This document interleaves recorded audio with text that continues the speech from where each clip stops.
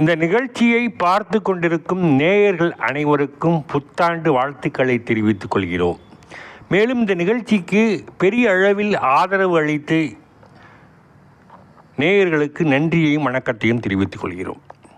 புத்தாண்டு பலன்கள் 2025 எவ்வாறு இருக்கும் என்பதை பற்றி நாம் விரிவாக கூறி வருகிறோம். அந்த வரிசையிலே மீனம் ராசிக்கு ஆங்கில புத்தாண்டு பலன்கள் 2025 எவ்வாறு இருக்கும் என்பதை பற்றி நாம் இங்கு சில விளக்கம் கொடுக்கவிருக்கிறோம். அந்த வகையிலே மீனராசி நேயர்களுக்கு 2025 புத்தாண்டு பலன்கள் கடந்த ஆண்டுகளிலே ஏற்பட்ட சில லாபங்கள், சில வெற்றிகள் தொடருமா, இல்லை இந்த புத்தாண்டிலே நமக்கு எவ்வாறு நிகழும் என்பதை பற்றி நாம் விரிவாக பார்ப்போம்.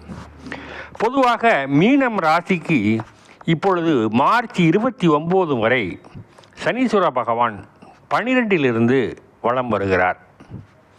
7.5 சனியின் பிடியில் மீனராசிக்காரர்கள் இருக்கிறார்கள் என்பதை முதலில் புரிந்து கொள்ள வேண்டும். மேலும் ராகு பகவான் ஜென்மத்தில் இருந்து உங்களுக்கு சில சிரமங்களையும் உடல்நலக் குறைவுகளையும் மருத்துவ செலவுகளையும் தந்து கொண்டிருந்தார் என்பதுதான் உண்மை. பொருளாதார ரீதியில் வரவும் செலவும் கலந்ததுமாய் ஏதும் சேமிக்க முடியாதது மாதிரி ஒரு சூழ்நிலை இருந்து வந்திருக்கும். சிலருக்கு தடங்கள், தடைகள், தோல்விகள், முட்டுக்கட்டைகள், பாகப்பிரிவினை தகராறுகள் ஏற்பட்டிருக்கும். சிலருக்கு வம்பு வழக்குகள் மாட்டிக்கொள்ளும் யோகங்கள், சிக்கல்கள், யோகங்கள் தடைபடுதல் ஆகியவை நேர்ந்திருக்கும். இப்பொழுது மார்ச் 29 சனீஸ்வர பகவான் கும்பராசியிலிருந்து மீனராசிக்கு பயிற்சியாகிறார். மீனராசிக்கு பயிற்சியாகும்போது மீனராசிக்கு ஜென்மத்திலே சனீஸ்வர பகவான் அமர்கிறார். ஜென்மத்தில் சனீஸ்வர பகவான் அமரும்போது 7.5 சனி தன் உடம்பிலே முழுமையாக இறங்கியது என்பதை நாம் முதலில் புரிந்து கொள்ள வேண்டும். மீனத்திலே சனீஸ்வர பகவான் இறங்கியதும் சிலர் பயப்படுவார்கள். ஜென்ம சனி நமக்கு 7.5 சனி பிடித்து விட்டது, நாம் மாட்டிக்கொண்டோம், அவஸ்தைப்படப் போகிறோம் என்று பலரும் கவலைப்படுவார்கள். அவ்வாறு கவலைப்பட தேவையில்லை என்பதை நான் இங்கு வலியுறுத்தி சொல்கிறேன். காரணம், சனீஸ்வர பகவான் நீதிமான். நேர்மையாக நீங்கள் நடந்து கொள்வீர்கள் என்றால் உங்களை காப்பதற்கு சனீஸ்வர பகவான் ஓடோடி வருவார், முன்னே நிற்பார். காரணம், அவருக்கு நேர்மை பிடிக்கும். சனீஸ்வர பகவான் மீனராசிக்காரர்களை எவ்வாறு நடத்தப் போகிறார் என்று நாம் பார்த்தோமானால், மீனராசிக்காரர்கள் அரசாங்கத்திலே பணிபுரிபவர்களாக இருந்தால் லஞ்ச லாவண்யங்களில் மாட்டிக்கொள்ளாமல், லஞ்சம் வாங்காமல் இருப்பது நல்லது. அவ்வாறு வாங்கினால் மாட்டிக்கொள்ள நேரிடும் என்பதை முதலில் நீங்கள் புரிந்து கொள்ள வேண்டும். அவ்வாறு வாங்கி மாட்டிக்கொண்டால் வேலை இழப்பு ஏற்படும். முதலில் நீங்கள் அதை புரிந்து கொள்ள வேண்டும்.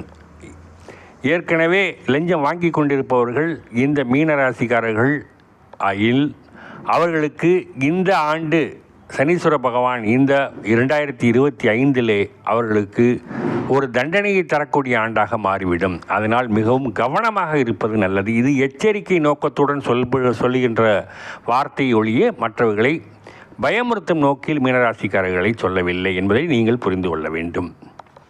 மேலும் ராகு பகவான் உங்களுக்கு ஜென்மத்திலிருந்து 12ஆம் இடத்துக்கு பயிற்சியாகிறார். கேது பகவான் 6ஆம் இடத்துக்கு பயிற்சியாகிறார். 6ஆம் இடத்தில் இருக்கக்கூடிய கேது பகவான் பகை, நோய் நொடி, கடன், வம்பு ஆகியவற்றில் அமருவதால் உங்களுக்கு இருக்கக்கூடிய சில பிரச்சனைகள் முடிவுக்கு வரலாம். சில பிரச்சனைகள் முடிவுக்கு வர முடியாமல் இருவரியாகவும் இருக்கக்கூடிய சூழ்நிலை ஏற்படும். 12 இருக்கும் ராகு சுகபோகங்களுக்கு குறைவு இருக்காது. நல்ல நிம்மதியான தூக்கமும் அமைதியான வாழ்க்கையும் ஏற்படும். மேலும் குரு பகவான் ரிஷபத்திலிருந்து மிதுனத்திற்கு பயிற்சியாகிறார். அவ்வாறு பயிற்சியாவதால் குரு பகவான் உங்களுக்கு பொருளாதாரத்திலே சற்று முன்னேற்றத்தையும், கடந்த ஆண்டில் இருந்தது போல் ஒரு வறட்சியான போக்கும், தடைகளும் தாமதங்களும் இல்லாமலும் ஒரு வெற்றியினை நோக்கி நகர்வதற்கு நல்ல வாய்ப்புகளை தேடி தருவார் என்பதை நீங்கள் புரிந்து கொள்ள வேண்டும். மீனராசிக்காரர்களை பொறுத்தளவில் இந்த ஆண்டு என்பது கடந்த ஆண்டை ஒப்பிடும் பொழுது பொருளாதாரத்தில் முன்னேற்றம் ஏற்படும். பொருளாதாரம் நல்ல வளர்ச்சியடையும், சேமிப்பு உயரும். படித்து கொண்டிருக்கிற இளைஞர்கள் படிப்பினில் முழு கவனம் செலுத்த வேண்டும். வீடு வாகன யோகங்கள் அமையும். ஆனால் நீங்கள் கையில் ரொக்கமாக கொடுத்து வாங்க வேண்டும். கடன் வாங்குவதை தவிர்ப்பது நல்லது. ஏனெனில் கடன் வாங்கினால் கடன் நிலுவையாக இருக்கும், அடைப்பதற்கு காலதாமதங்கள் ஆகும். பழைய கடன்கள் இருக்கும்போது புதிய கடன்களை வாங்குவது தவிர்ப்பது நல்லது. ஏனெனில் பழைய கடன்களை குறைவாக நீங்கள் கொடுத்தாலும் அடைபட்டுவிடும். மீண்டும் பழைய கடனை அடைப்பதற்கு புதிய கடன்களை வாங்க முயற்சித்தீர்கள் என்றால் கடன் அளவு கூடும். மேலும் காதலித்து கொண்டிருப்பவர்களுக்கு காதல் திருமணம் என்பது நடைபெறுவதற்கு காலதாமதமாகும். திருமண முயற்சியில் ஈடுபட்டு இருப்பவர்களுக்கு திருமண முயற்சி சற்று காலதாமதமாக கூடும். மேலும் வேலை தேடி கொண்டிருப்பவர்களுக்கு நல்ல வேலை கிடைக்கும், உத்தியோகத்தில் உயர்வு கிடைக்கும். நேர்மையாகவும் உண்மையாகவும் நீங்கள் முதலாளிக்கு விசுவாசமாகவும் அரசாங்கத்திற்கு விசுவாசமாகவும் நடந்து கொள்ள வேண்டும். அவ்வாறு இல்லையெனில் அதற்குரிய தண்டனையை நீங்கள் அனுபவிக்க நேரிடும். வீண் பழியை சுமக்க நேரிடும். சிலருக்கு வம்பு வழக்கு புதிதாக வரக்கூடியது இருக்கும். அதனால் வேலை இழப்புகள் ஏற்படக்கூடும். ஆகையினால் மீன ராசிக்காரர்கள் எதிலும் கவனமாக இருப்பது நல்லது. சாட்சி கையெழுத்தோ அல்லது சண்டைக்கு நான் என்று முன்னாடி நிற்பதோ கூடாது. சமாதான போக்கினை கையாள வேண்டும். பிறர் பொருளை அபகரிக்கும் நோக்கினில் நீங்கள் செயல்பட்டால் உங்களுக்கு ஆபத்து வரும்.